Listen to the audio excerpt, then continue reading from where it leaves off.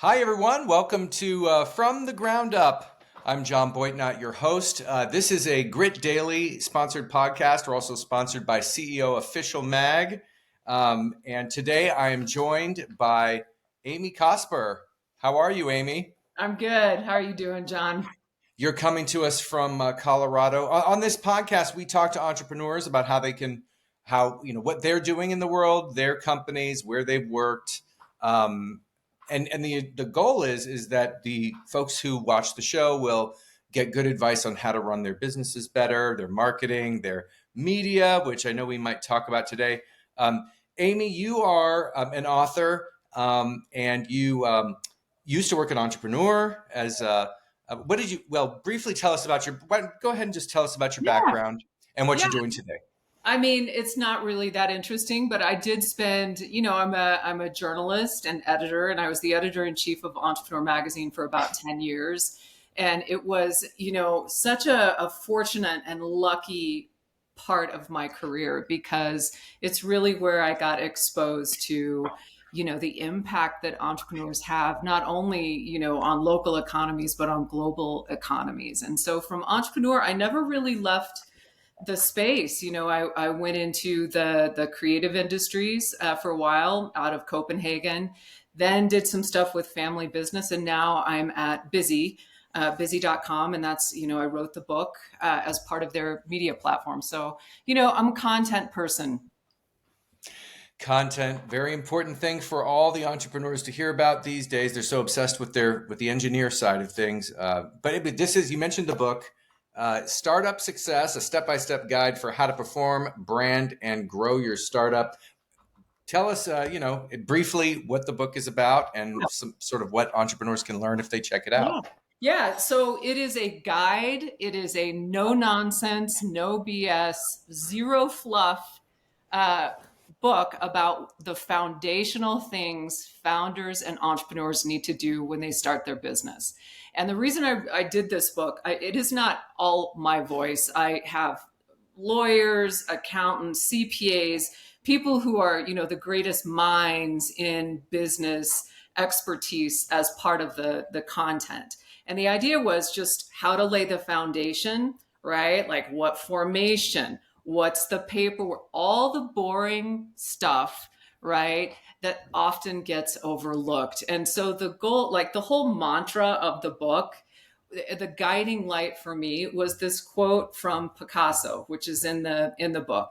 And it is basically learn the rules like a pro, right? Learn the rules like a pro so you can break them like an artist, right? So these are the rules, right? And then as you learn them, you can break whatever you need to break to be great in your field and with your business. Yeah. You have mentioned that you failed spectacularly, quote Mhm. unquote. And most entrepreneurs I've ever met have, definitely done more failures than, Yeah. they failed more times than they've ever succeeded. Tell me about some of those two failures and why, what spectacularly means.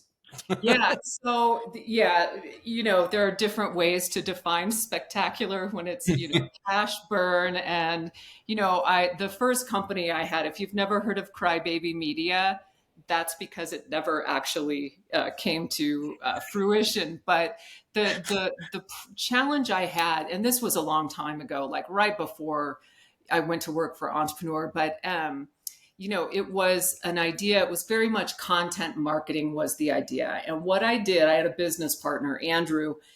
The idea and the passion I had for this business far exceeded the reason and the science I put into, executing on a business idea, right? Like my right brain really took over and my left brain was kind of left to the side. Right. And so, it was a spectacular blow up, almost the end of a friendship. Right. Like it just all of Mm. the things. I made all of the mistakes, right? Getting lost in the sauce, confusing a logo with a brand, right? Messing up, all the things that you and I now talk about. I made all those mistakes. Yeah, I mean, when you get caught in a situation like that, and there's undoubtedly some entrepreneurs out there who are pushing forward with the right side of their brain and they're leaving the left side behind.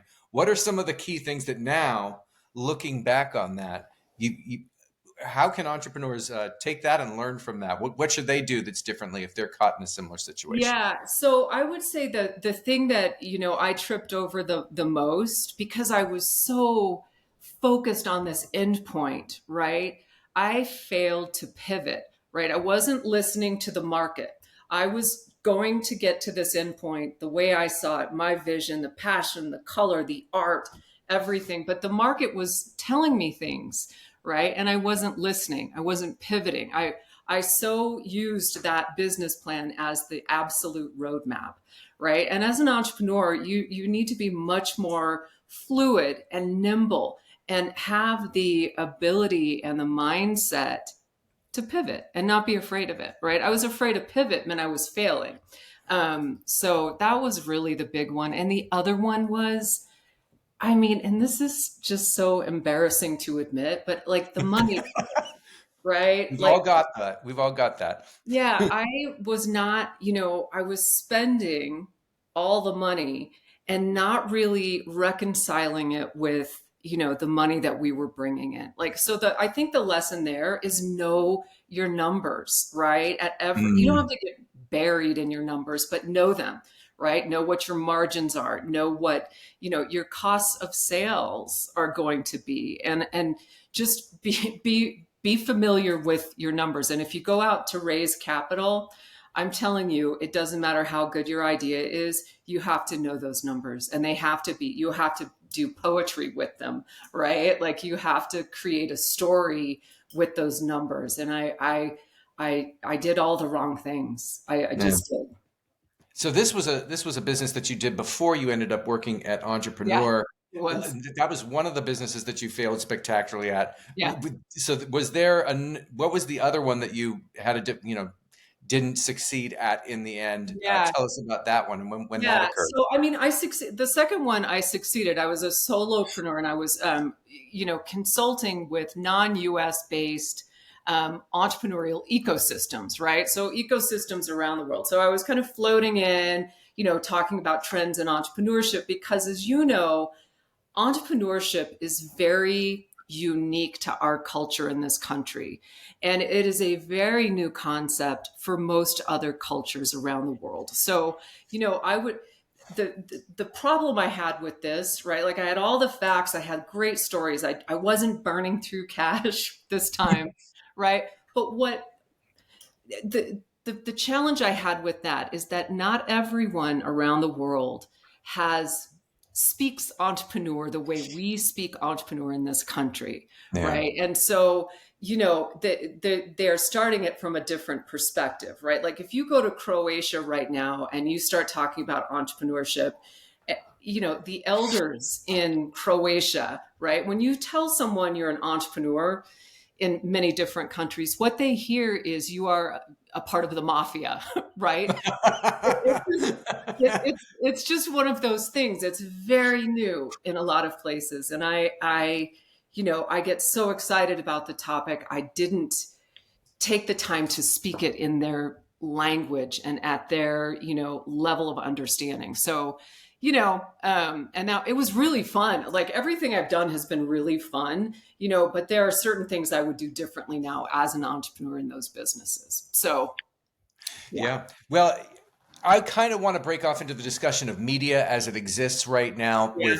and we can relate it back to entrepreneurs and what they're dealing with their companies right now. If you take a look at, say, some smaller businesses out there, just all the small to medium sized businesses out there in the country today, it's kind of a difficult relationship with media in terms of, getting coverage, getting press, or just creating content that works. Or, I guess my question for you would be like, what are some of the big issues that you see for entrepreneurs out there when it comes to, getting their media strategy or getting their content strategy going? How should they approach it? How should they, what are your thoughts on that? And just see where you go. Yeah, well, it depends on how you define media, right? So, media is no longer writing a press release and shipping it off to Forbes and hoping they'll pick it up. If Hmm. you are in business, and I don't care what your business is, If you are in business, you are also in media, right? And media Mm. is social media. It is your presence. It is knowing what you stand for. It is your story, right? And if you are not, like, it is no longer a press release, John. Like, it's no longer this passive act of sending this off and, doing some kind of ceremonial blessing on a press release. You are out there every day on social media, right? You need to read the data. You need to be analytical, right? Because out there on social media, it is a gigantic laboratory of market studies and data. And you will learn more about your prospective audience and customers out there, right? And it's free largely. So, like, media is no longer, a magazine and an entity. It's all of the platforms where you are storytelling. And if you don't have a media strategy that includes social media, you need to go back and revisit that. And you have to start that. This is what I tell the startups that I work with. The single most important thing is the clarity of your message, right? It is being clear in what you stand for. So when I'm working with startups and founders, I have them write down in 3 sentences or less what it is you do, right? Like, what does you like? If you can't tell me what you do in 3 sentences or less, go back and figure that out, because the audience attention span right now is very small, right? So you've got to get it in a concise little package like that. And from that, that message, what you stand for, you can do a lot with your media strategy. Very good. Okay, great. So the main thing that people should take away is, get really clear on what you stand for, and that's what you're going to be Yeah. pushing out there. Yeah. Awesome. Okay, so now let's talk about the book. The book Yeah. is now, a lot of what the book is about getting sort of street legal for your startup, getting down to the nitty gritty of the block and tackle, the basic stuff that helps you build, helps you build your business, make sure your business is ready to go. Why did you want to write a book about that particular end of things? It's very, very simple, because when I came to Busy, I learned about the basic foundational things that businesses need to do.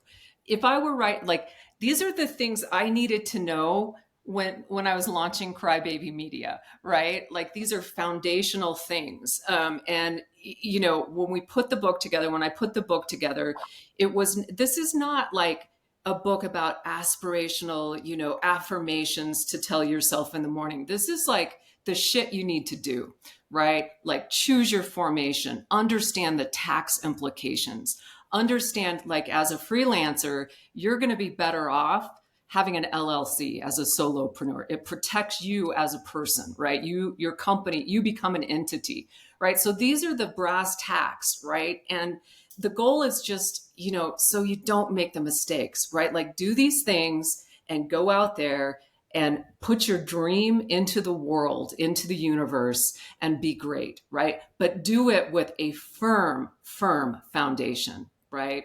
I did not Okay. do that twice, right? So, Is it, yeah, and I think that's pretty average, pretty normal for a lot of yeah, the entrepreneurs out there. Probably less than a lot of them, I don't but no. know. But so is there a conflict between move fast and break things? That type of mindset Yeah. of a company, of many company founders, and the tedium of what you describe in here, sort of the saving receipts, the paying registered agents. Also, what is a registered agent? Yeah. That's that Yeah, kind of I stuff. get that a lot.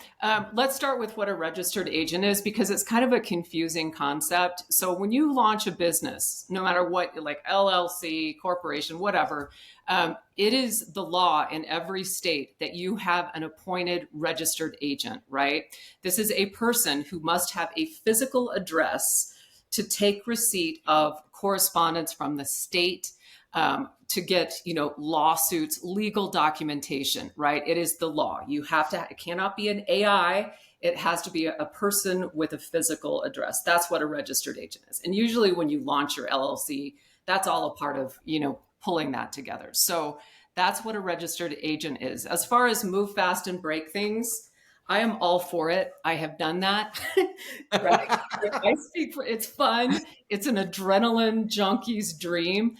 Do that, but in the background, make sure operationally you've got your house in order, right? Like, you can have a firm foundation and go out there in your industry and disrupt and break things and change the way people think, but do it with that firm foundation. So if you do crash and burn, like Crybaby Media, big old, pavement head plant.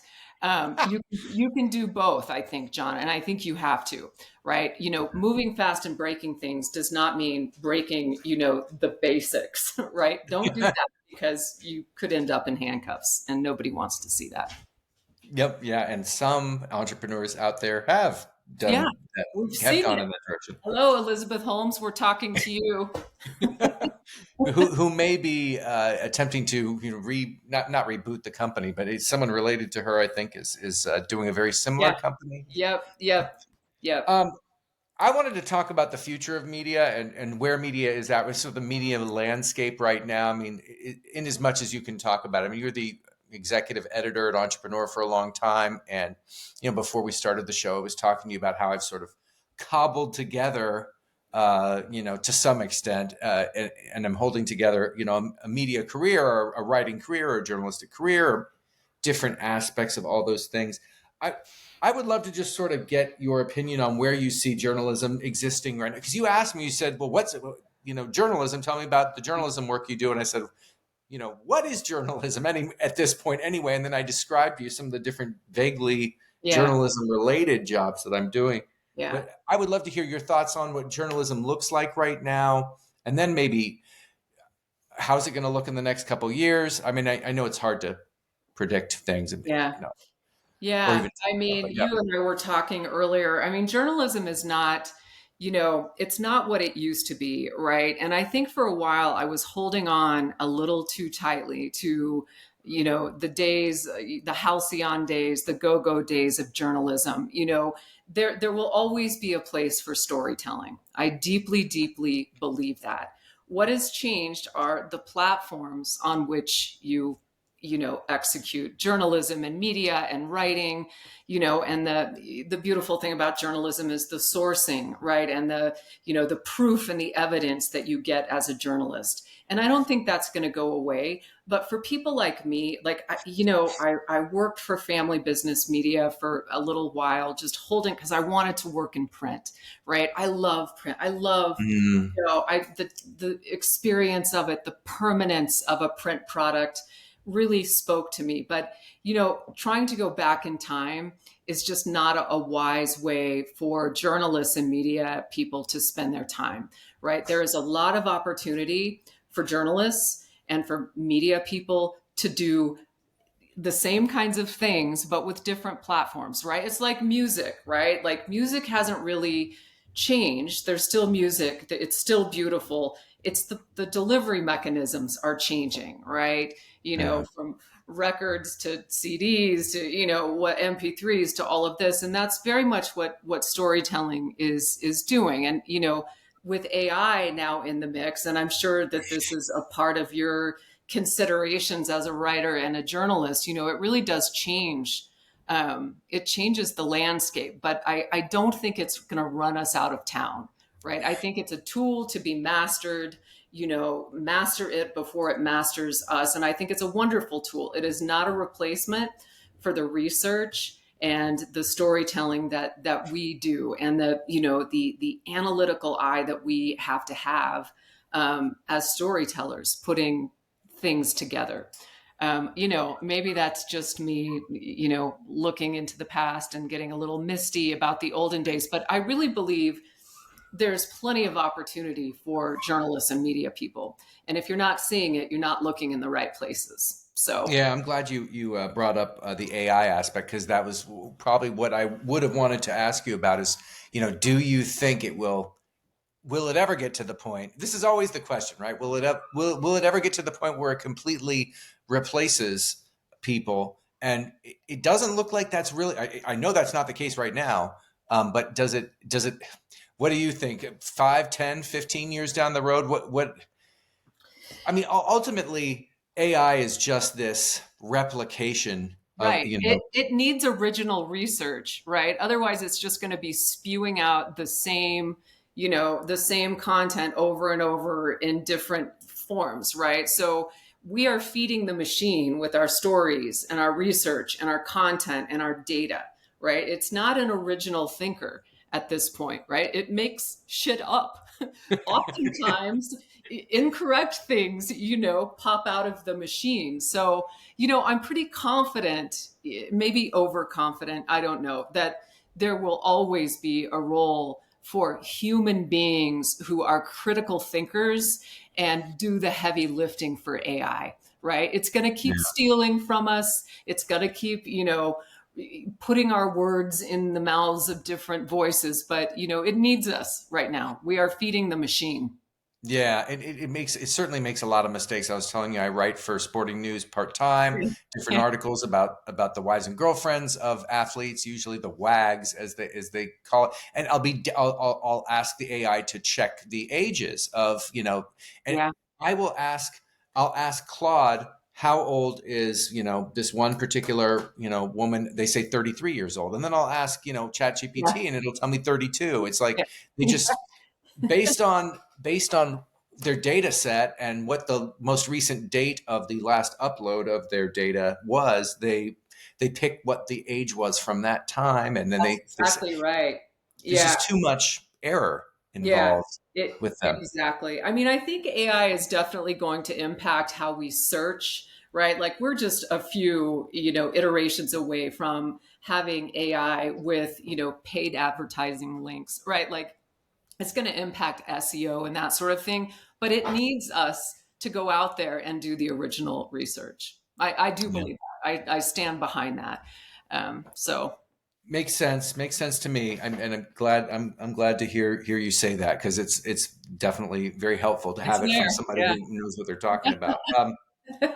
So, talking about the economic volatility is something that entrepreneurs all over the place are always considering as they start their businesses and continue to try and build their businesses. There's a lot of uncertainty out there. I know that you talk to a lot of entrepreneurs. Um, when it comes to the economic uncertainty that's happening right now, what are entrepreneurs saying out there? Yeah, so I actually just got back from a podcast shoot in LA, and the topic of the economy did come up. But here's what I've learned with entrepreneurs is the optimism and the hopefulness of entrepreneurs really restores my faith in the future, right? Like it's very easy to doom scroll and get under a dark cloud of hopelessness reading the news and everything. But when you're out there talking to young people and students and entrepreneurs who are doing crazy things, right, it gives you hope for the future. They are not worried about the economy, right? It's a challenge, right? And greatness occurs when times are down, right? Like if you look to the depression, some pretty cool companies emerged because of economic hard times, right? So that's the thing about entrepreneurs. They fly in the face of reason, right? And they make you first of all want to be a better person, but also they give Mm, me so much hope, right? Because there's this fearlessness to them, right? And it just I don't know, like I feel so lucky to be immersed in this world of creatives and thinkers and innovators because it definitely keeps you from the darkness that is out there right now.